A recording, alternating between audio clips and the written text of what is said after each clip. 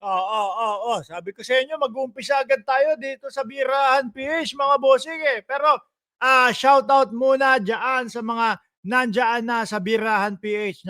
Nandiyaan si Shiro Kansaki, si Annalisa Oso, 'no, si Ma'am Brenda Barton, si John J. Jason nandiyan na din, si Margie Barcebal, si Ma'am Brenda Barton, sino pa, Aurelia Adena, si Viola, G, sino pa nandiyan, si Chi, si Shiro Kansaki, at doon sa mga si Ma'am Neng Gigi nandiyan. Ako din, manood lang habang inom ng pangalawang kape ko, maaga pa kasi dito, 8:80 ay 8:18 pala diyaan sa inyo 'no? Dito sa amin ano 8:21 na.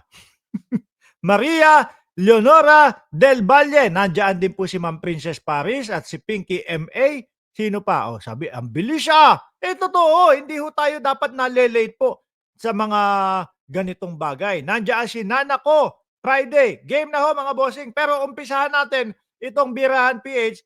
No, pagkatapos nito si Marcoleta. Si Manang Aimee muna. Sinasabi na naman si Manang Aimee. Eto na naman ang nakakaulit at walang sawa na adik ang ating presidente na kanyang kapatid mga bossing. Nagsasayang ang mga adik daw nagdiriwang ang mga kriminal. Busog na busog ang mga buhaya daw po. Mga korap lang ang maligaya, 'no? Ninakaw nila ang Pasko. Sabi po ni Amy Marcos na kapatid ng presidente, mga boss G Pamo, sir.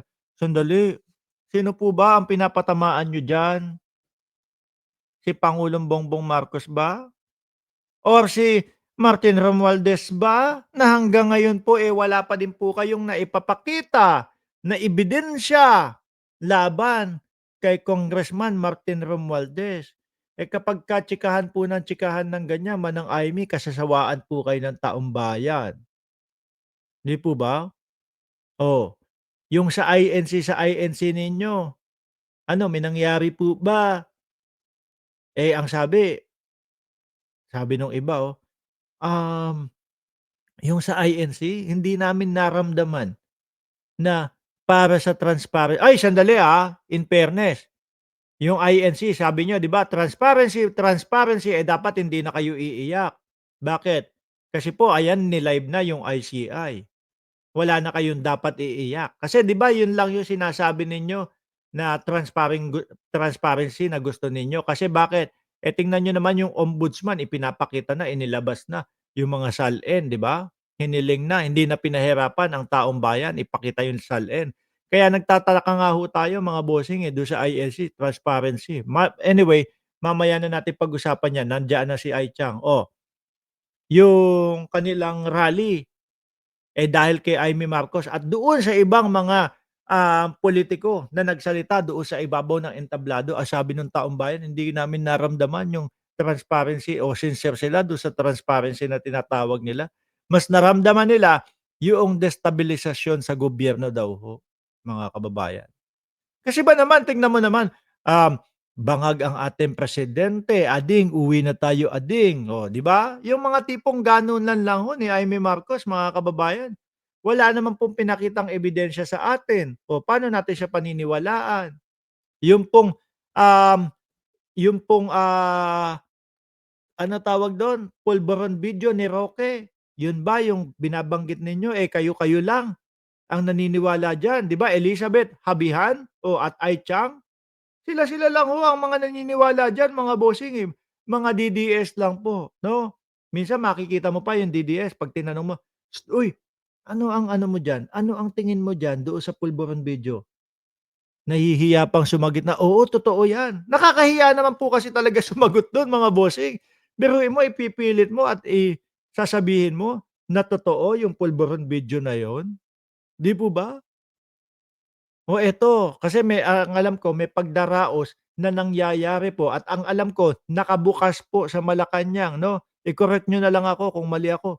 Nakabukas ang Malacanang sa mga, kapwa nating Pilipino at may mga ibang mga vlogger ho na pumunta nga din po dun para dumalo, mga bossing. Kaya eto yung siguro sinasabi ni Imee Marcos na nagsasaya ang mga adik, nagdiriwang ang mga kriminal.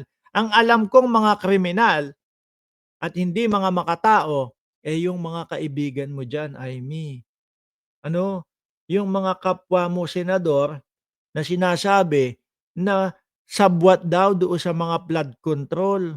O etong sila Roque, nadawit naman sa mga pogo.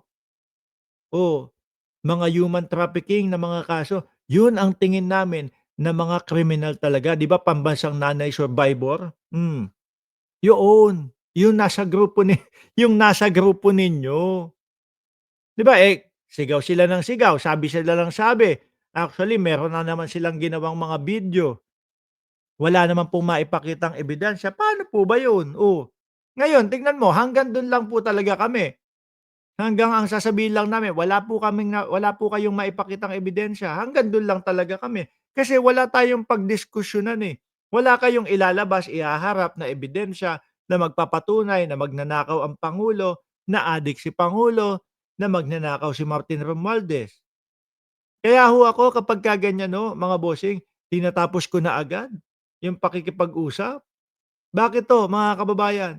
Wala naman kayong pagtatalunan, kung totoo ba yung ebidensya o hindi. Wala namang gano'n 'di ba, Agent Kepweng at Rowena Pasioco, nakakahiya mga kasama ni Manang Imee. Oo, tignan mo, diyaan sa kanila ha, yung mga minority nila, si Boss Jewel Dawit dito sa mga flood control.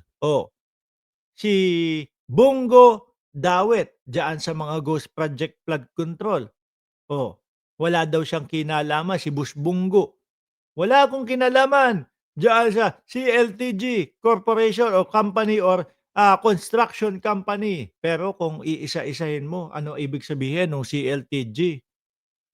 Christopher Lawrence Tesoro Go, 'di ba? Yan yung mga kasama ni Manang Imee. Sino pa? si Boss Jinggoy, kasama din si Boss Jinggoy, makakasuhan din si Boss Jinggoy. 'Di ba, Eseng Mariano, sino pa? Si Boss Chis Escudero, makakasuhan din si Boss Chis Escudero. At eto po ang tingin ko na sinasabihan ni Junvic Remulla, mga kababayan, na magpapasko sa Oblo. Oo, eto pong mga grupo na ho ito. Eto yung mga sinasabing mga big fish na yung mga sinasabi ng mga DDS, wala naman kayong mga napapahuling mga big fish. Kasi nakita nila yung mga engineer po, mga bossing ng mga DPWH et cetera, nakaposas na at nakakulay orange na pampresyo na ho. 'Di po ba mga boss? Oh, sabi ng mga DDS, "Wala naman kayong mga pinapahuli na mga big fish, hindi namin kilala yan." Talagang hindi niyo kilala. Pero yung mga nakatutok po doon sa mga balita ng flood control, kilala po yung mga, inaresto na yon. Yung mga DDS ang hilig lang po kasi niyan mga kababayan, "Uy, uso ngayon yung flood control." Gano'n sila. "Uy, ang pinag-uusapan ngayon flood control, yung kapitbahay namin nag-post na si Bongbong Marcos daw ang mastermind ng flood control." Ay, maka-post na din ako. Kahit kahit na wala akong alam.